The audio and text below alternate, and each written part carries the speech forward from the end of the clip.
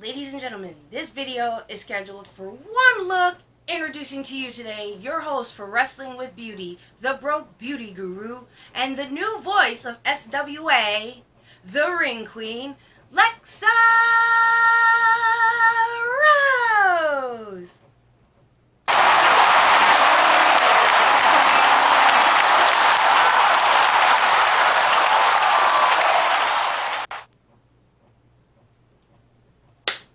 Okay, so today's look was supposed to be Finn Balor, but I still have more testing to do and more makeup techniques to try before I even attempt that look.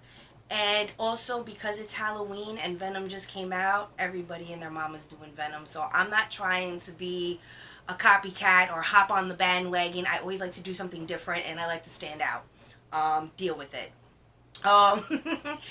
But today's look is the Fiend.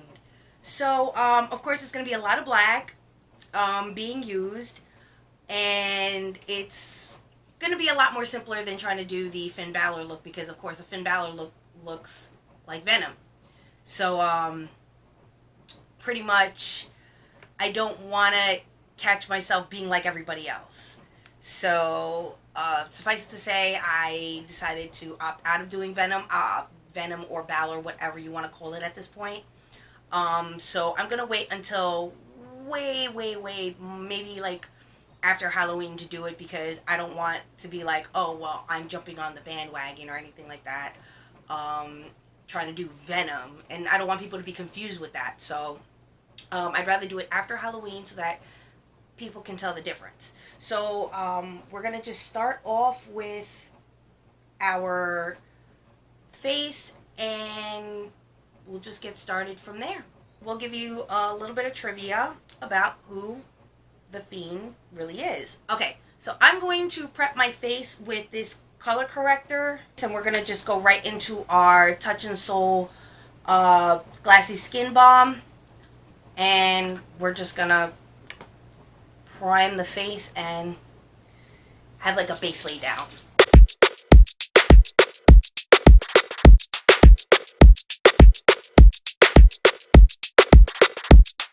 Okay, so now that the face is prepped, we're going to do some trivia, and we're going to give you a little bit of insight as to who Bray Wyatt really is.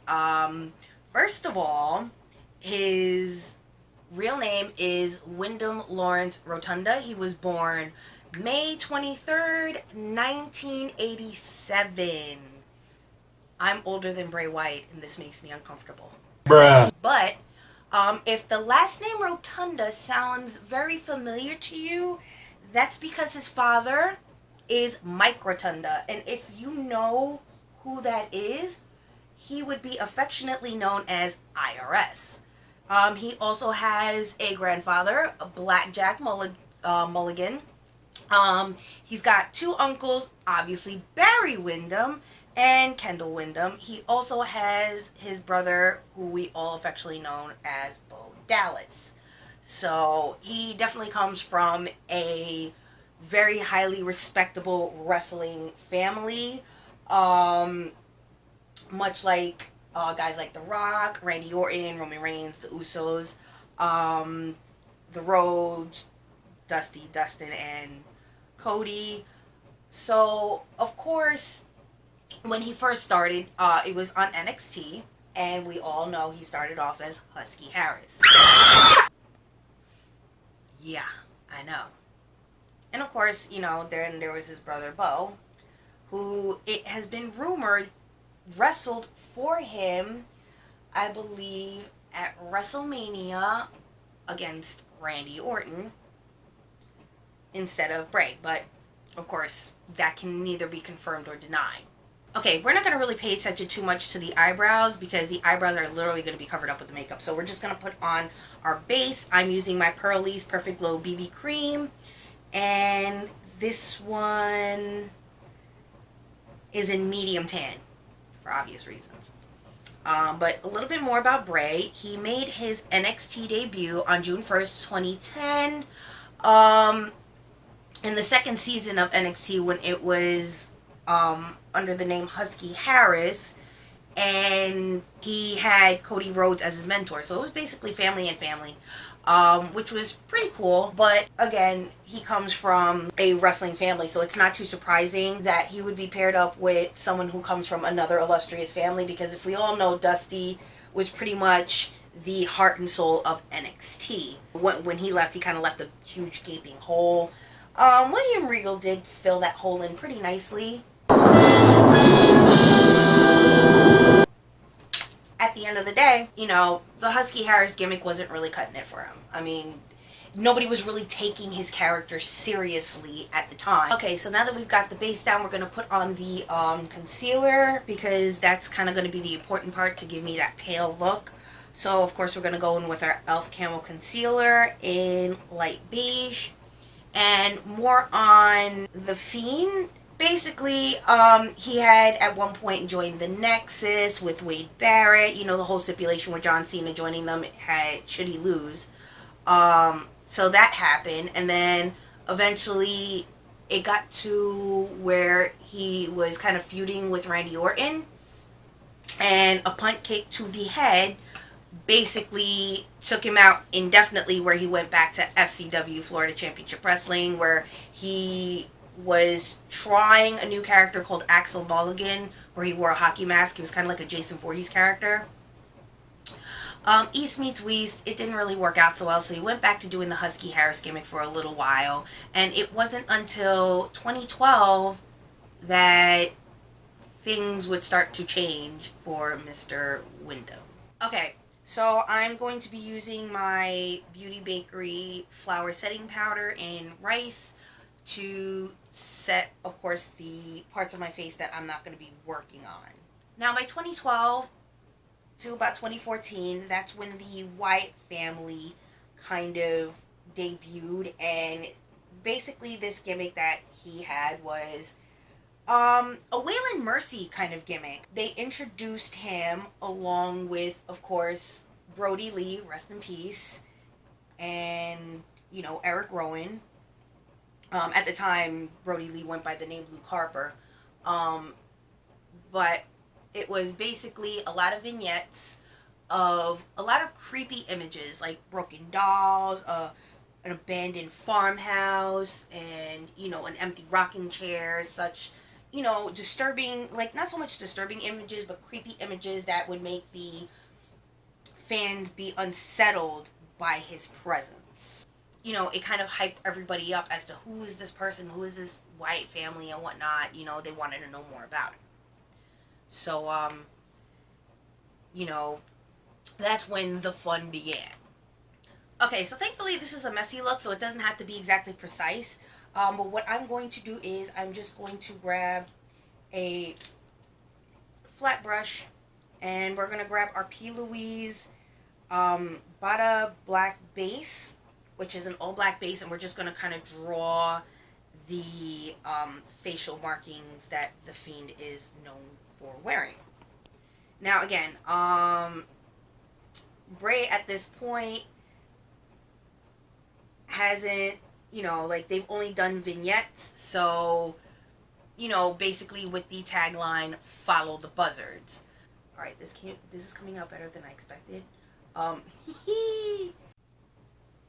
feeling like the lost member of Kiss. God gave rock and roll to ya. Anyways, so from then on, Bray Wyatt would have an illustrious career with the Wyatt family.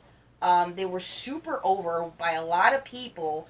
Of course, their gimmick was the infamous sheep's masks that pretty much sold out at every single freaking WWE live show that there was. Everybody and their mama had a sheep's mask. Except for me. And I happen to be someone's mama. But, they were very well received. All three of them. That was when I finally realized that Luke Harper, aka Brody Lee, actually knew some lucha. Like, I really thought that when I first saw him as Luke Harper, he was just gonna be kind of one of those, like, ground and pound wrestlers that, you know, like, grappler kind of style. But he had a mix. It was a mix of grappler and lucha, which I was so thoroughly impressed with. I was speechless because you don't really see guys, Luke Harper size, like do stuff like that. So, it was definitely really a great change of pace to see not only a guy who looked intimidating, but could work in a ring no matter what kind of style. So that impressed me a lot. Eric Rowan was just as good.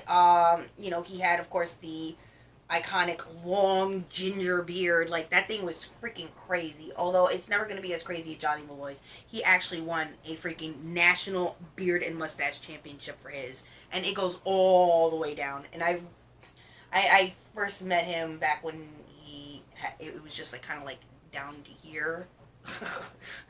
Shit. That's dedication. But of course, everybody was following the buzzards. Everybody had their phone lights out every time they came out, and not for nothing, their theme song is lit. Everybody would sing it every time he came out, and I mean, I'm not gonna lie, I was singing it too. Period. This song is lit! But, of course, they had many feuds, of course, with Daniel Bryan, where Daniel infamously joins the Wyatt family, who, of course, if you see Daniel Bryan or Bryan Danielson, because he's now on AEW, kind of fit the whole family, Wyatt family dynamic. Like, he really kind of did look like he could be a part of the family. Now, the lips are going to be kind of messy as hell, so I'm just going to kind of fill them in like I would normally do my lips, but they're going to be kind of like smeared, so to speak. Now, here's where you can have fun with this look. You can literally overline your lips, which I'm going to actually do because I like to get rid of my tiny as thick Cupid's bow. Now, I had vampire fangs that I was going to wear with this look, but it somehow decided to tell me, no, we're just going to break and snap on you, so no vampire fangs for this look, unfortunately. Okay, so now we're going to set all this. This came out better than I expected. We're just going to grab any old big fluffy brush, because this is not supposed to be accurate. We're just going to get Packer brush. And we're just going to go right into our Dolls Beauty Sweet Treats, Peaches, and Pop-Tarts palette. And we're just going to go right into Licorice Black, which is a full matte black. And we're just going to set all of this black around the face. But again, after the feud with Daniel Bryan, where Daniel Bryan joins the Wyatt family and then eventually turns his back, the Wyatt family kind of breaks up, so to speak, and Bray sets his sights on John Cena, saying that John Cena isn't exactly the hero that he pretends to be. That was quotation marks, but I could only do, yeah. And basically that's where he had the infamous, he's got the whole world in his hands. We had the whole fucking choir of children singing and stuff like that. But that wouldn't be the last time Bray and John Cena butted heads. But after this, more notable beefs. So now after that, of course, Bray Wyatt had feuds with the likes of Dean Ambrose and even Ryback. Not a big fan of Ryback. But, to each their own. To each their own. I don't judge. We don't judge in this Jedi Temple. But, of course, there were like so many really great feuds that Bray Wyatt has had over the years. Of course, he had a feud with Dean Ambrose, which was pretty freaking amazing.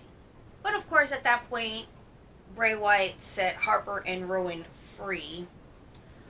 It wasn't until 2015 that, of course, all three of them came back. So now eventually this led to Randy Orton jumping into the picture and somehow becoming tag team champions with Luke Harper, in which Randy Orton became part of the Wyatt family. This would eventually lead to a feud between Bray and Randy, and we all know that infamous, what would be the first of these cinematic matches between, um, actually probably the only cinematic match between them, but it began the whole entire idea of cinematic matches, which would later on down the road help during the pandemic, especially when it happened literally right before WrestleMania. So now after that storyline kind of ended, and of course Orton decided he wanted to burn down the Wyatt family compound and whatnot, that's when Bray Wyatt ended up working or teaming up with the Deleter of Worlds, because of course Bray Wyatt was known to be the Eater of Worlds.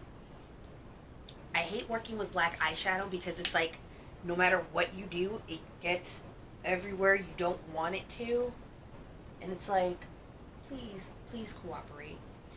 But yeah. So now it was basically the Eater of Worlds, Bray Wyatt, and Matt Hardy, the Deleter of Worlds. Now, this was probably one of my favorite gimmicks of Matt Hardy, because it was totally not the Matt Hardy we expected, but it was just such a well over gimmick because it was different. And of course when he was on Impact, he really had free reign to do some real fun stuff. And of course the very first cinematic match was actually between, fun fact, Matt and Jeff Hardy are pretty much the innovators of cinematic matches. In case you ever wonder where WWE got the idea from, they got it from the Hardys. Final Deletion was the most watched match simply because it was new. It was not, it wasn't an actual match, but it was an actual match, but it was done like a movie, hence why it's called a cinematic match. And when that happened, the WWE of course was scrambling to get Matt Hardy back into the WWE so that they could be able to utilize the cinematic match theme and be able to kind of pawn it off as their own little trademark, even though Matt Hardy is the original innovator of it. When he did his Final Deletion video, Final Deletion match with his brother Jeff, that's when the WWE tried to do the same thing with Orton and Wyatt with their match, which actually led to Orton, of course, burning down the house, and everybody said that the fridge won the match because it literally ended with Bray Wyatt throwing a fridge on top of Randy Orton and trying to scramble to get his ass back. Actually, no, did it fall on Randy or did it fall on Bray? All I know is the fridge freaking pinned somebody, and you know, of course, a lot of people kind of scrutinized it a little bit because the WWE tried to be unique and different from the Final Deletion match by having the superstars return to the ring to finish the match. And of course, everybody is like doing the mathematics and stuff like that and pretty much ruining the fun of the whole entire match by saying, but how could he make it because of this distance and did it? Yeah, pretty much.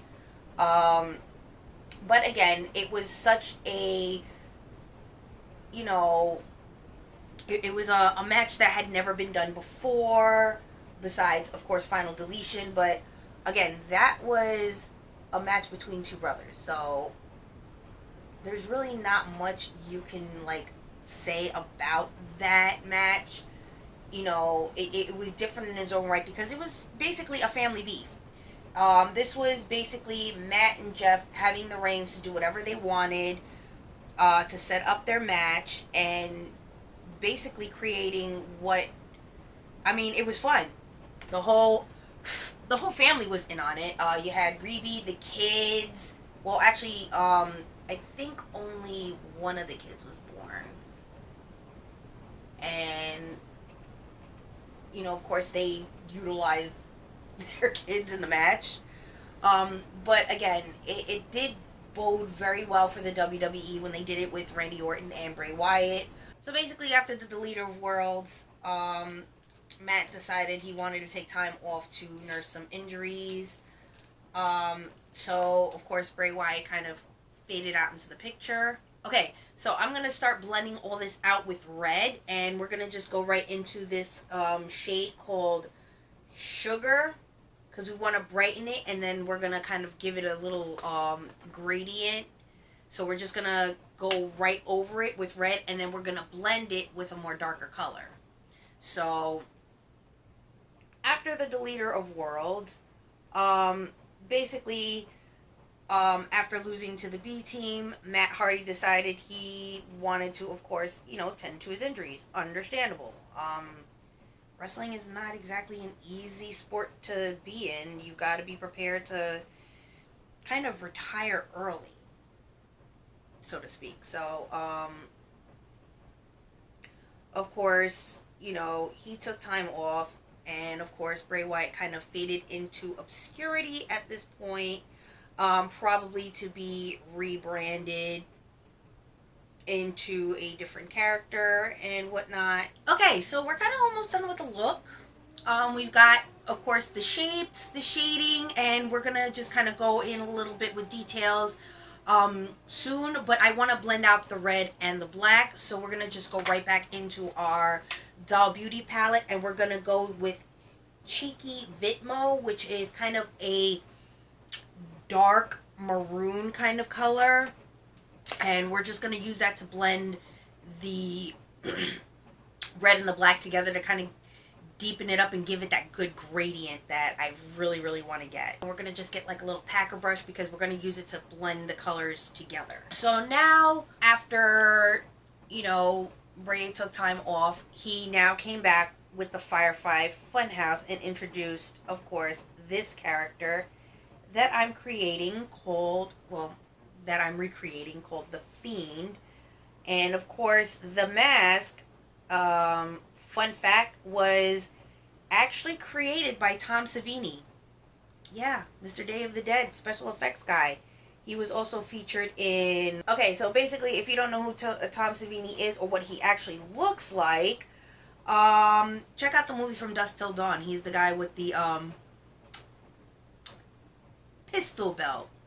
But he is mostly known for his special effects for Dawn of the Dead and a lot of gory SFX movies.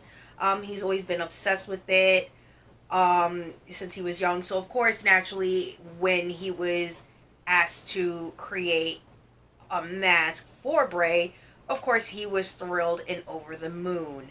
And, of course, they created special Fiend belts, which his company actually helped create. There's only like a certain amount that were made. They're all limited edition. They're all numbered. So, yeah. Tom Savini, when it comes to special effects, that man does not play. That man is a legend. That man is a god. The fact that Bray actually went to him to create the Fiend mask just showed that Bray Wyatt himself was a fan of the macabre. And I thought he did a pretty damn good job of it. Especially with the whole Fiend gimmick and the Firefly Funhouse gimmick, where he introduced such characters like Husky the Pig, and of course Sister Abigail, and they were all puppets. It was made to look kind of like a morbid Sesame Street kind of thing. And of course everybody loved it. Everybody did. And of course when he did the cinematic match, one of my favorite, my other favorite puppets was the Vince McMahon one. It was funny because it was literally Vince McMahon with devil horns. Basically him trying to say that Vince was the devil. Of course, as the Fiend, Bray Wyatt once again feuded with John Cena, and we had that really great cinematic match that basically took John Cena through the phases of his life. Kind of like the evolution of John Cena. And what I thought was great about it was that, of course Cena was on board with it. Cena is the type of person that will freaking be on board with pretty much anything. Like, if his Instagram is any freaking indication of how he is, he's basically chaotic good. Um, and of course, if you see the bloopers for the Suicide Squad, like, yeah, John Cena is a whole entire animal. So, you know, of course, he looks like the type of person that wouldn't be into it, but he definitely like kind of went gung ho and was like, yeah, we're gonna do this. So he basically, him and Bray Wyatt kind of have a battle of history, so to speak, where Bray Wyatt kind of makes him confront himself and kind of makes him confront who he was. And of course, you know, John Cena goes into his characters like the Doctor of Thugonomics, and you know, of course, when he first started as the Prototype, which of course was a very generic looking gimmick. I mean, this was like, you know, how can we carbon copy Brock Lesnar? But again, it was a fun little gimmick while it lasted, and of course, it made for a really great cinematic match between Bray Wyatt and John Cena. But it wouldn't be the first. John Cena wouldn't be the first person that Bray Wyatt had prior beef with that he would pretty much resurrect said beef. Because of course, then by the end, before Bray Wyatt kind of was like terminated, he did have one more go at Randy Orton. Of course, this is when Alexa Bliss finally started getting involved in the whole Firefly Funhouse thing, in which the Fiend basically is now possessing Alexa Bliss. Okay, so now that we're at the end and I look like a complete goofball, no, this came out actually a lot better than I expected it to come out. Very glam, very pretty, but still, I guess, scary. So we're gonna just do the highlights and put some shimmer on just to kind of make it look good. But let's just kind of go towards the end of Bray Wyatt's career. Currently, it basically ended with him having a final feud with Randy Orton, in which Alexa Bliss has now taken over the Fiend gimmick. And of course, Alexa has her Alexa's Playground and stuff like that. So currently, he is not wrestling at all. He's been released from the WWE. So of course, there's going to be the AEW rumors. So, without further ado, let's finish up the rest of this look. We're going to go right into our Dose of Cosmetics Block Party eyeshadow called Wild and Free. And it is kind of a brownish, kind of dark, multi-chrome color. So we're going to just throw this right on the lid and kind of just give it a little pop and pizzazz. You know, just for shits and giggles.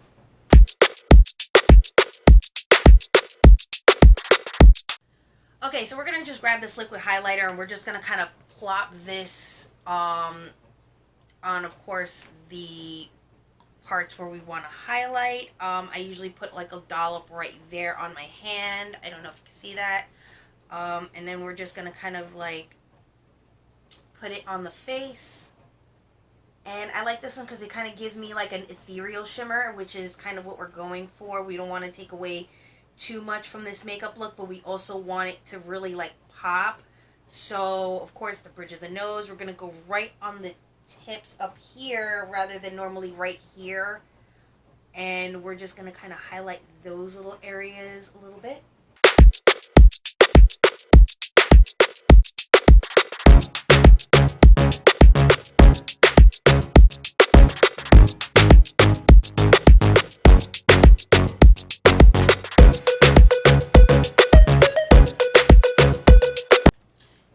We're just going to set everything with my favorite highlighter palette from Talo Beauty, and we're just going to go into Weave and just kind of set all the wet highlight.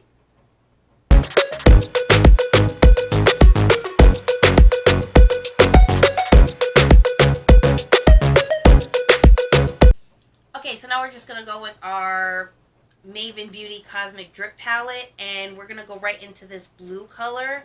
And we're going to put this on the brow bone and the inner corners because we want to maintain the dark colors, but still we want that little pop at the brow bone.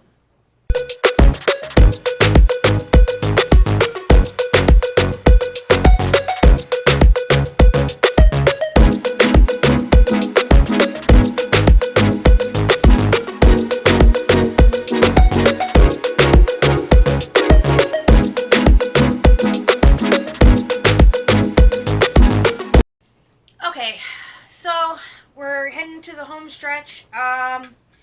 And what we're gonna do is we're gonna just set all this stuff on our face.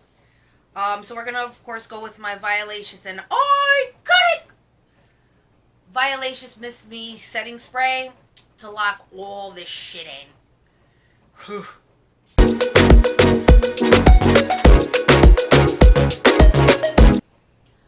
Okay, so we are going to finish with the lashes. Of course, we're gonna just curl them up first, and then of course, put the lashes on and the mascara and then the good old razzle dazzle.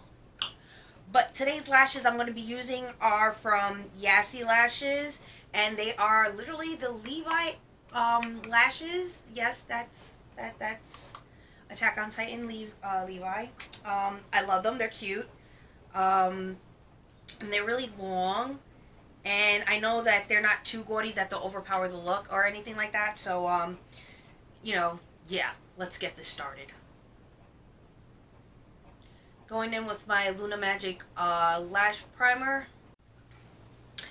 Okay, so this is the final look. Of course, I don't exactly have the hair to do a mohawk, so I did a faux hawk and kind of gave it a little glam look. But I like the way it came out. I'm very happy with myself. Of course, it wasn't exactly art or anything like that. I mean, it was just, applying the colors and blending everything together. But still, it still was a painstaking process to just kind of get the actual shapes in, and then once I got it down pat, and then setting it and all was actually pretty easy. So, very proud of this look. Just in time for Halloween. I hope you guys really enjoyed this look. You'll probably see this way after Halloween. But don't forget to catch me every Monday with a new video, new Wattpad story on Wattpad, Last Benin Warrior.